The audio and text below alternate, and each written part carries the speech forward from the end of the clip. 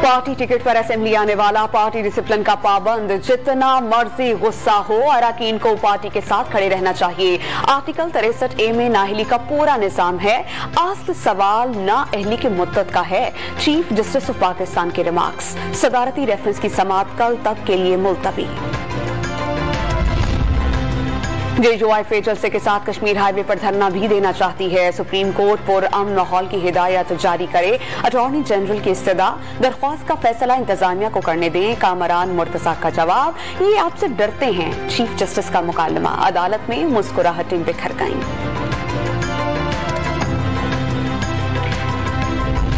MQM के वफ्द की Zardari house Islamabad में आसिफ अली जरदारी से हम मुलाकात। वजीर आला मुराद अली शाह, सिंध के वज़रा सईद गनी, नासिर शाह, सुहेल अनवर सियाल और दीगर रहनुमाओं की शिरकत। ज़राए के मुताबिक तहरीक के अदम एतमाद पर साथ देने के लिए मामलात को हतमी शक्ल दे दी गई।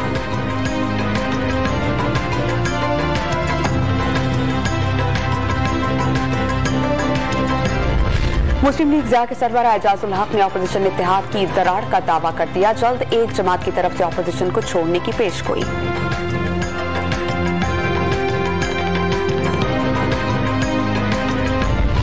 नून लीग का तहरीक इंसाफ से हॉर्स ट्रेडिंग के सबूत सामने लाने का मुतालबा। मरियम औरंगजेब का हुकूमत को पार्लियामान में वोटिंग कराने का चैलेंज। जेयूआई को इस्लामाबाद में कल के जलसे की इजाजत मिल गई। कराची से काफिला रवाना। हैदराबाद से राशिद महमूद सोमरो की क़यादत में कारवां इस्लामाबाद रवाना होगा।